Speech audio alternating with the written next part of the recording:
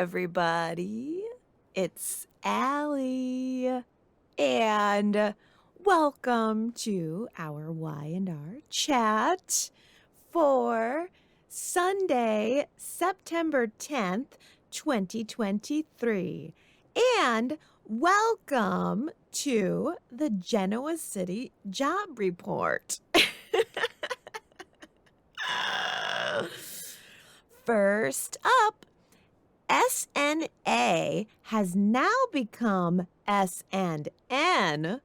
The A may go to Newman E because Big V told Little V that she's getting a new COO and it ain't Nate.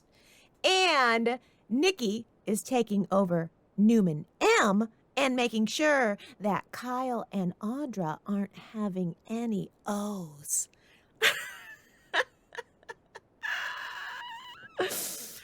Did you follow that?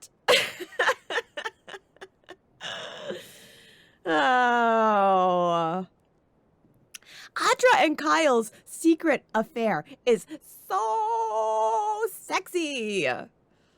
But it lasted all of about one episode before they got caught. Audra agreed to Nikki's face that she wouldn't see Kyle anymore, but much to my surprise, Audra told Kyle about Nikki's ultimatum, and then they agreed together to have some just good old-fashioned sneaking around. I was like, yes. Give me some of that sweet, sweet sneaking around. We need more of that. Stat. But then Nate busted them out almost immediately. They were meeting for lemonade in the park, like they were two middle schoolers or something. Tee-hee. Will we get caught holding hands?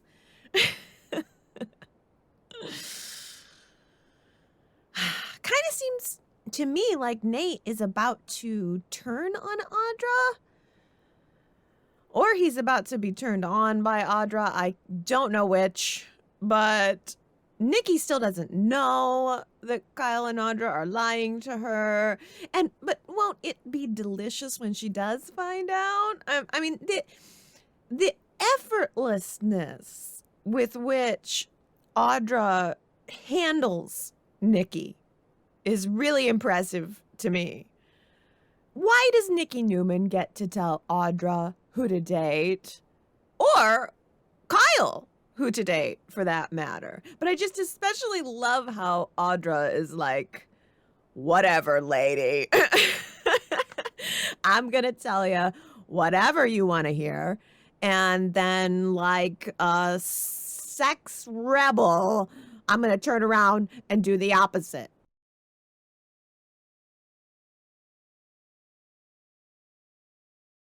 Nate can just mind his own business about it all, too.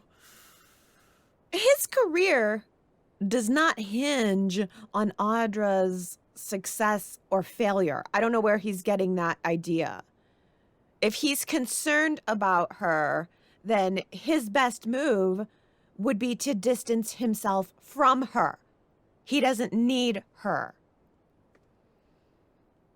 She's the one that got him into trouble with Victoria in the first place.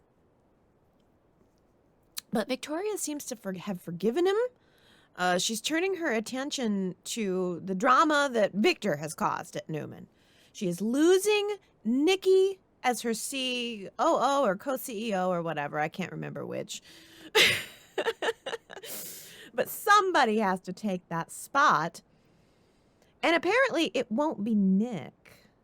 Could you believe that Victor just handed Sharon her company back? No strings attached? That doesn't sound very Victor to me. Heather said, can we see that in writing? And Victor actually said, "Have you ever seen me break a business deal?" Yeah, actually, like 2 weeks ago, you changed your mind about funding Sally's business and you left her hanging high and dry. So how much you want to bet that Victor will end up changing his mind about giving the company back to Sharon as soon as he realizes that Nick is going to leave the Newman umbrella to go work at it? Nick and Sharon are going to make such great partners. She actually wants his business input. Unlike Sally, who just wants his money. And he knows it, and he accepts it. Hey, at least he has a sense of humor about it. Sally's not after his money. She's just taking his money, that's all. Whew. Nick and Sharon. Past, present, future. That is what I want. Or Sharon and Adam. Sharon and Adam have such a weird dynamic, though, now. I can't figure it out. Do they love each other? Do they hate each other? Maybe it is both. I don't know. Sharon stopped by Adam's condo this week, and she did not bring a houseplant. I mean, that was her first time there alone, and I thought that a housewarming gift would have been in order. But things have been rocky between them ever since he basically tried to cut her and Nick out of the S&A deal. But Sharon used to be the one to fill the role of the one who understands Adam, the one who believes in Adam. And I could see flickers of that again during their conversation. He laid it out very plainly to her the way that, well, his life's path has been paved with loss. His mother, Cliff, the man he thought was his father, and more recently, Sally and their daughter, Ava, and even Sharon, too. But it's all part of a plan. Now Adam is insisting that he has changed. He is making the rounds, letting people know that. He was a bad boy. He knows it. But now he wants to be a good boy. He wants so badly to be a good boy. He wants to go work at Newman Enterprises, the family company. He wants to be involved. He wants to work Newman Enterprises from the ground up. He will work with the interns if he has to. He will fetch coffee if he has to. He just wants to be a part of the family company. Scout's honor. Is anyone believing this for a second? I mean, he's going to go back to Newman Enterprises, and he's going to end up being Victoria's whipping boy. And all the while, he's going to be planning some kind of revenge from the inside. But I say, once again, this is energy that could be directed toward starting a company of your own, Adam. From the ground up, as they say.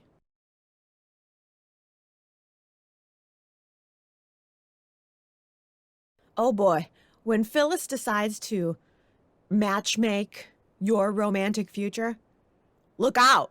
Does Phyllis have a problem with Lily? Or does she just prefer Daniel to have a more boring girlfriend? Dare I say? Lily's too exciting for Daniel, in Phyllis's opinion? With her day job, and her fabulous outfits, and her even temper? Daniel needs Heather in her blue suits instead? I think we need to get to know Heather better. Soon. She needs a friend in Genoa City that she can talk to, because it is so classic to break up with somebody and then want them back when you see that they're doing well without you, or that they've changed and now they're the person that you wanted them to be all along, or that they're the person that they were at the beginning of your relationship with them. That's all so relatable to me. So I can get there. I just need to talk with Heather about it. I need Heather to talk about it with someone. Maybe it'll be Phyllis. I barely remember Daniel and Heather's relationship. And Heather isn't Lucy's biological mom. That would be Daisy Carter. That I remember quite well. Daisy Carter, daughter of Sheila Carter. Oh, gosh, wouldn't it be wild if Daisy came back to cause some trouble for Lily and Daniel?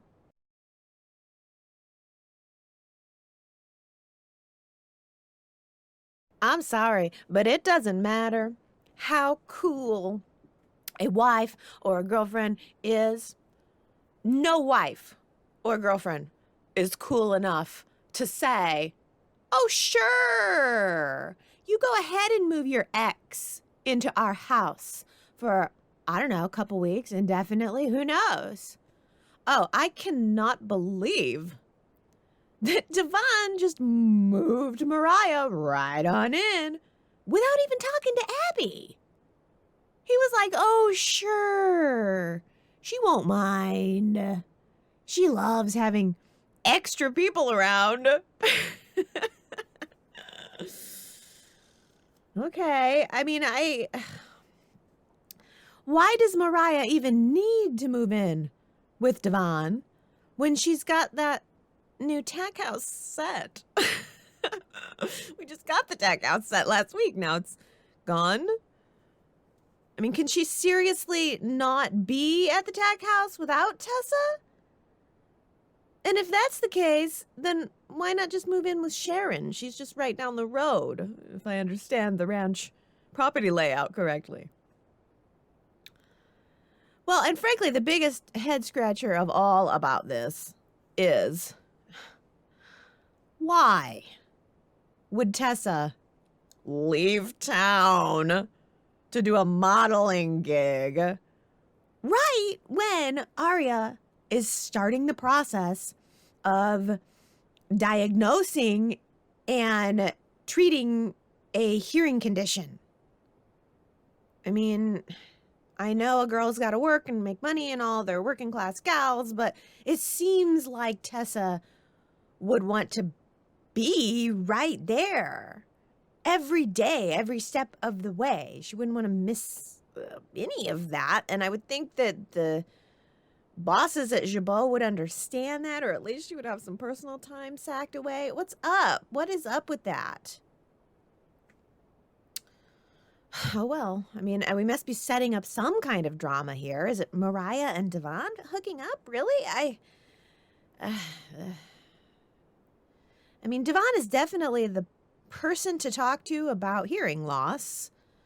And I appreciated their conversation where he shared some of the tools that he used for communication. I thought that I think the TTY machine is interesting, and there are so many, I'm sure, much better technological advances to be had now than when he was going through it. But also, I just loved him using old school sign language. Like when I was in school, we learned a little bit of sign language.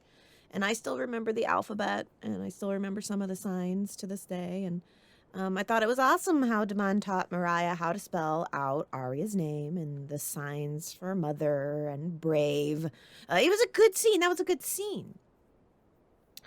But I don't want Mariah and Devon to hook up if that's where we're headed. I don't like when the child's crisis tears the parents apart. It kind of reminds me of Cassie and Sharon and Nick, and after Cassie died, Nick had that affair with Phyllis. And I don't know. I'm open to a relationship challenge for Mariah and Tessa. Absolutely. Spice it up.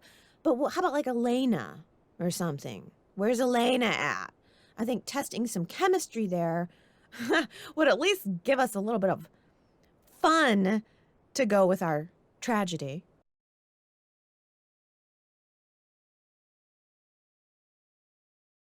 Well, it's nice to see Billy taking an interest in the family company. I mean, he's worked there for a couple of months now, so I think it's about time for him to start editing the bylaws. Somebody's got to do it. Ashley's given up the cause.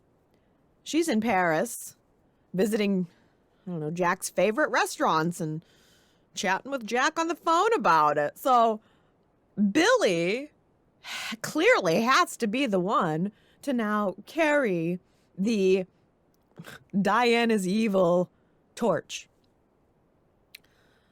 Okay, well, but here's the problem. If Billy thought that Diane was a problem, then why did he pledge his loyalty to them before the wedding? If Billy thought that Diane was a problem, then why did he support Jack and deny Ashley's crusade when it all started? Like, Diane hasn't done anything to warrant Billy's sudden alarm. Billy should be fighting for Jabot because of Jack, not because of Diane. That's where the story should be. Stop using Diane as an excuse. I mean, you got a problem with your brother? Well, yeah, I mean, that makes sense. There's lots of good reasons and history there. I just think the story should have been Jack maybe squashing Billy's ideas at Jabot or being a drill sergeant at Jabot or something that would give Billy the reason to stand up against him. As it stands now, I don't know, Billy just seems unreasonable and unfounded to me. I don't know, is that how you're interpreting it? Let's put a poll there. Is Diane a threat to Jabot? Is that how you see it? Do you see her as a threat to Jabot, to Jack, to the whole Abbott family? Go cast your vote at yrchat.com. Because to me, Diane just seems so unnecessary to the drama.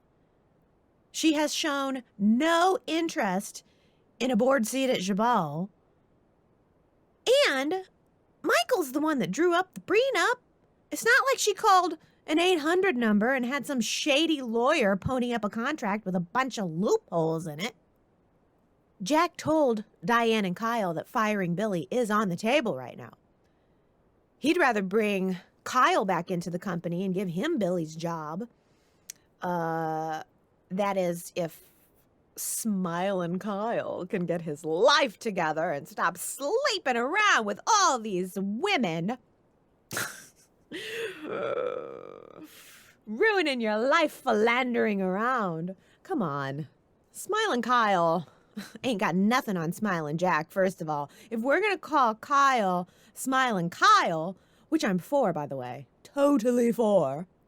I love the idea of Kyle as the playboy. But if we're going to do that, then we're going to need to see him sleep with a few more people. Can we put that on the docket, please? Because as it stands, Kyle just jumped from one monogamous relationship to another. He just went from being married to Summer to basically being married to Audra.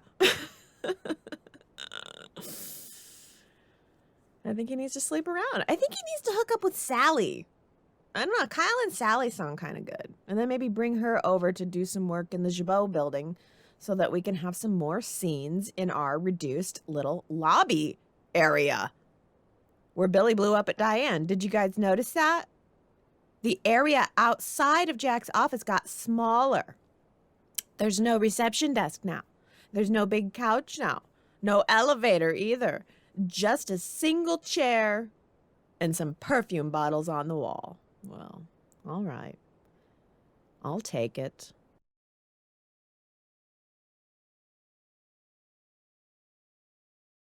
Blood is thicker than betrayal. Oh, I love that line. That was so good. It came from Tucker.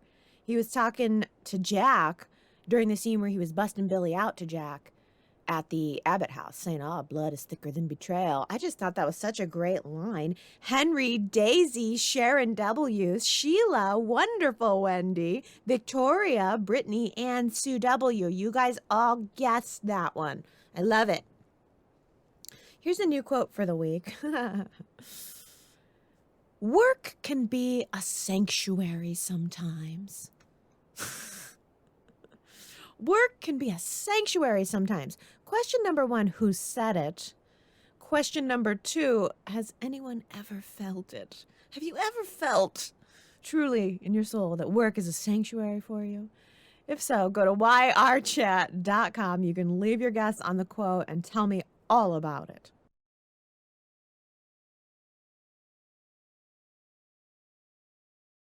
Okay, how about a couple of quick comments here, starting with Sharon W., who says, best scenes Friday between Kyle and Jack ever.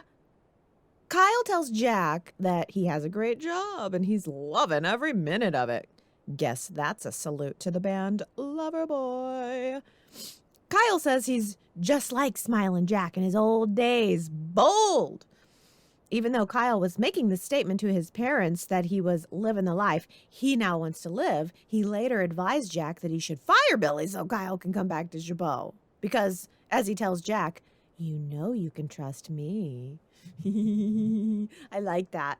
I like that. I like what it's setting up. Victoria says, oh yes, please trust Kyle, Jack. He only told you 3 falsehoods in his conversation with you. 1 was that he broke up with Audra. 2 was that he was forced or thrown out of Marquette. 3 was working for Newman Media is the greatest thing that's ever happened to him. Really. He also said Billy was a train wreck. That is a matter of opinion. Billy's been doing great since he came back to Jabot. I see no reason for Jack to throw him out because he's questioning giving Diane more power. Kyle's right that Jack should stay out of his personal business, but trust him. Give me a break. Yeah, I think that's great that we're potentially setting up a little bit of discord between Kyle and Jack. And also, I think you kind of make an interesting point here that, yes, let's fire Billy because he's questioning giving Diane more power. Yeah, he's also like editing the bylaws and all that stuff. So I can see Jack's perspective, but I love your point that like, okay, he's going to get fired for disagreeing with you. That's a little icky. But yeah, trusting Kyle, give me a break. I think it would be interesting to see Kyle get in there under the guise of, oh yeah, trust me, I'm your son. And then he turns around and does something sneaky. I mean, isn't that I mean, you know what would be great is if Kyle did something that accidentally lost Jabot for the Abbotts. That would be kind of repeating a past storyline.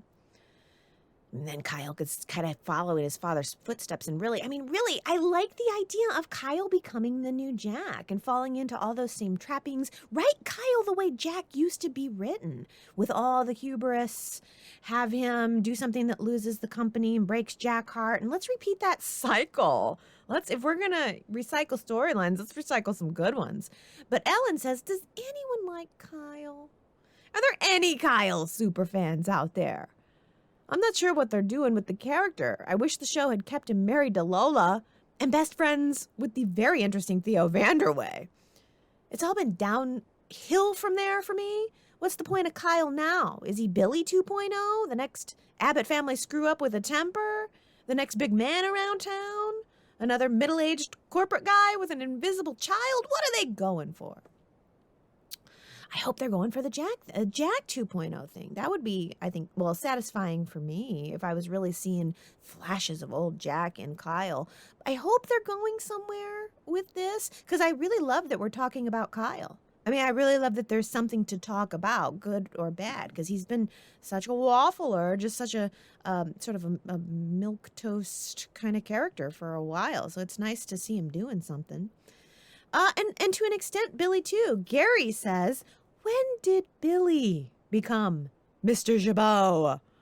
I think of it as another summer job for him. How dare you, indeed. He's a nut again. So protective of his family company. Well, where has he been all these years?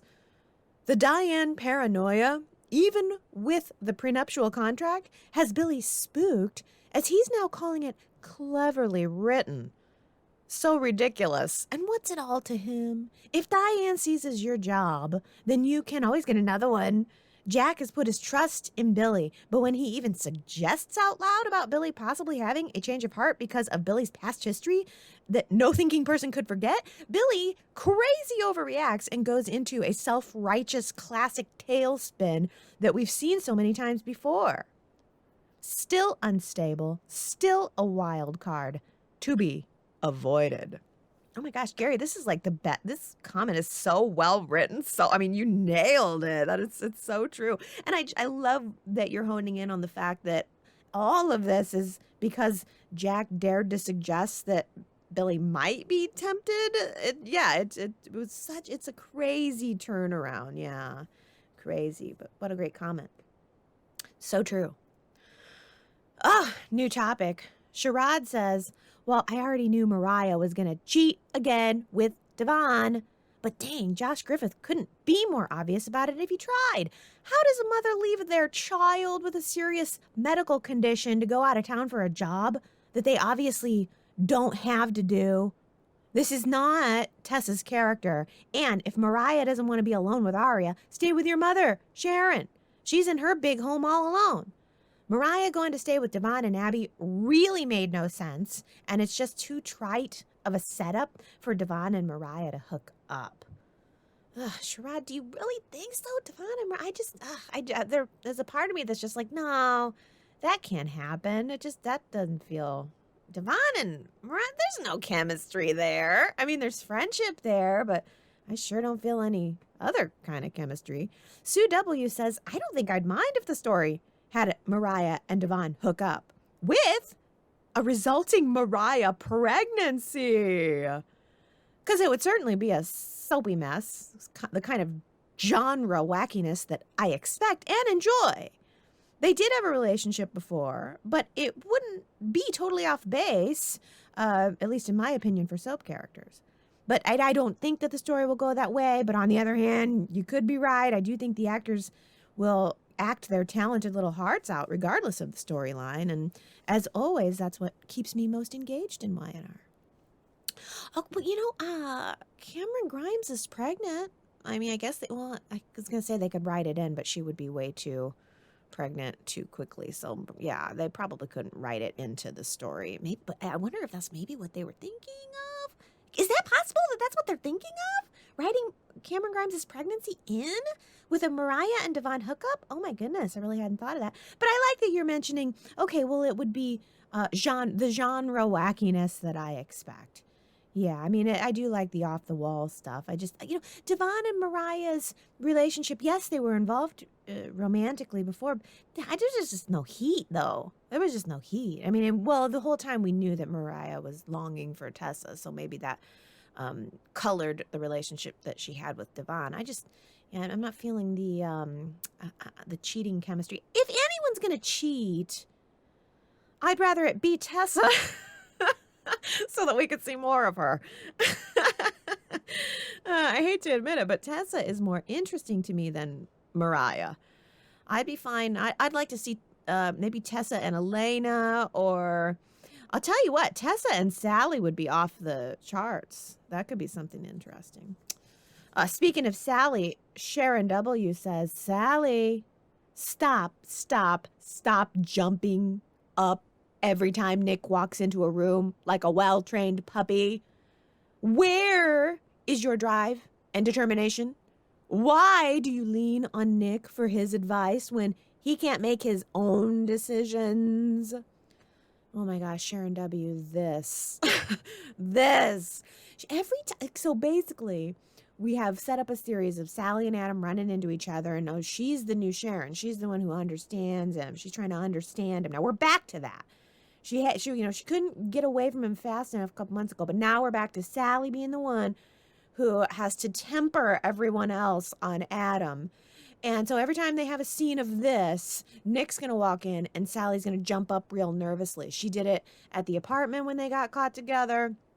I'm saying caught together, but I guess that's not the case. But when they were together, when Nick didn't know they were going to be together, Nick walks in, they're together. She pops like, But on the larger scale, again, yeah, where's Sally's drive and determination? Those are the things I love about Sally, and I'd like to see those things again. Oh, Lord. Ellen says, Adam should make amends for what? This is so ridiculous. He told Audra that he wanted to merge the companies, or that he would tell the truth about something that she did. Wow, what a dastardly deed. Not. He offered Sally a position without asking. Was that another sin?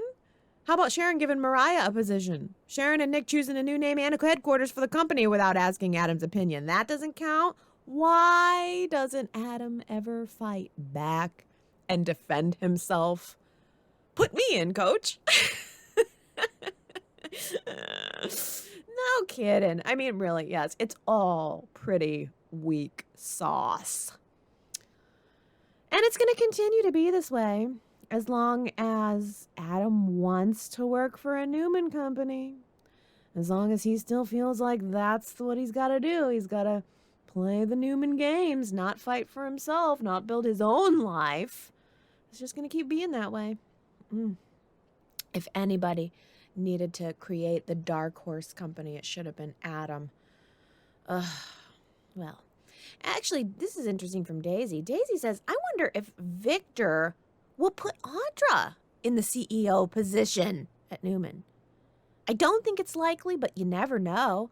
I hope, though, that it's Adam, and not just to give Adam a chance at the shared top, but because Adam working with Victoria would be fabulous. Victoria can't stand Adam, whereas Adam would just laugh off her drama, all the while planning to take over Newman Enterprises, hopefully by Halloween, when he can smirk and say, "Mwahaha." Oh, yeah. Yeah, my goodness. Oh, my goodness. If Victor names Audra as one of the co-CEO heads, that would be crazy. I don't think it's going to happen, though. I think it is. I think you're right. It's going to be Adam. And as you also rightly are saying, Daisy, Adam's planning something. I mean, it's not, he's given the lip service, but he just a couple of episodes ago said, all right, Pops, you want a war? I'll give you a war. And then immediately following that, he's telling everybody he's just not that person anymore. Yes, it's all part of a plan. Well, let's talk about Nikki. I mean, Kamna, this is probably my favorite comment of the week. Kamna says, Nikki and Audra are the hottest pair on Y&R right now. That is so true, Kamna. So true and so funny. Nikki and Audra are my favorite part. That was definitely the greatest part of the week, Nikki and Audra. Regarding the Nikki Newman approval rating poll of last week, 58% of you approve of Ms. Newman and her actions. 42% of you disapprove. That's pretty split. I sort of expected it to be a little less close. Kamna actually voted disapproving of Nikki because Nikki's character really bugs me right now. She's a little too sanctimonious. I do like her attitude with Audra, but that's it. So, but now for the actress, Melody Thomas Scott, she's never looked better, and her acting is great, but it's a solid no on Nikki. I'm waiting for her to see both her kids fall while Adam flourishes. Yeah, the audience seems to be rooting for Adam, right? I think that seems to be the case. But about Nikki, about Melody Thomas Scott, she's never looked better, and her acting is great. I mean, yes, she knows what her genre is, as Sue W. said. we know where we are. We're in soap operas. She knows she is acting in a soap opera. She knows what the viewers expect of the genre, and she's giving it. I think she's doing what she is asked to do, and she's doing it very well. But Robbie says, I totally disapprove of Nikki. She is so one note. Does she have any redeeming qualities? She's snobby and rude to everyone that isn't her family. And I don't know if MTS is phoning it in or if she's not that good of an actress, but I find Nikki's line delivery and attitude extremely off-putting. Oh, that's interesting. Okay, so Robbie does not like the character of Nikki and is not feeling Melody Thomas Scott's performance.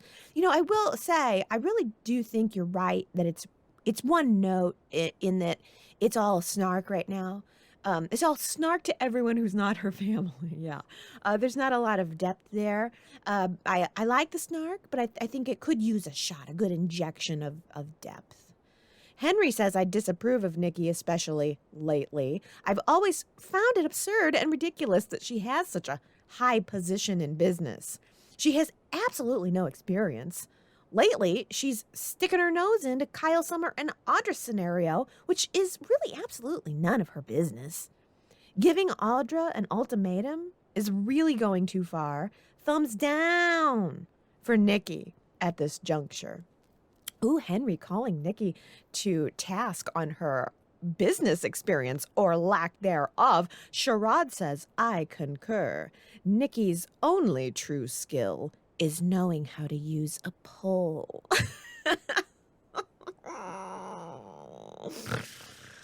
Burn! Burn, Betty, burn, burn, burn. Had to include that.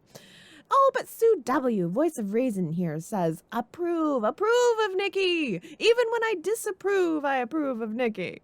No matter what, Nikki remains decidedly Nikki, and all Victor's baby all the time. She never wavers from her Newman matriarch perch. I can't see past that wall of such solidified Nickiness, so I gotta hand it to her for perpetuating the grand proper dame that she believes herself to be.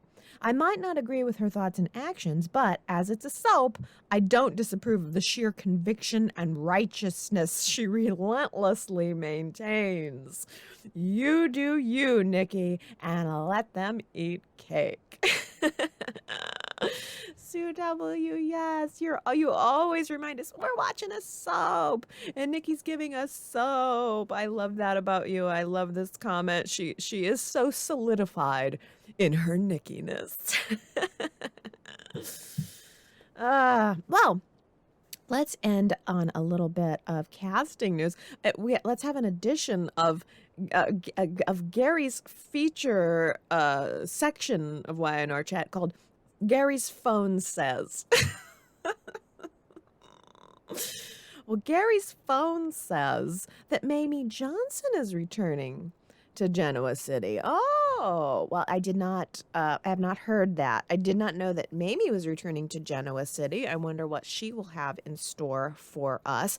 I did see, though, that Danny is returning to Genoa City for an extended story. It's not just going to be a quick cameo, and he's actually going to be back for a story. Oh, Y&R has heard my wish and will be making my dream come true.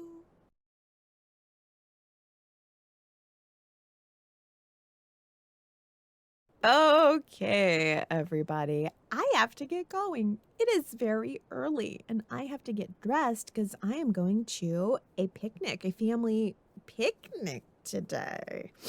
It's supposed to be nice weather. Hopefully I won't be sweating and being uncomfortable, but there's supposed to be a bouncy house, so my daughter's going to get to enjoy that. So I'm kind of looking forward to spending a Sunday outside, but I cannot go without saying a very special happy birthday to my friend Gary.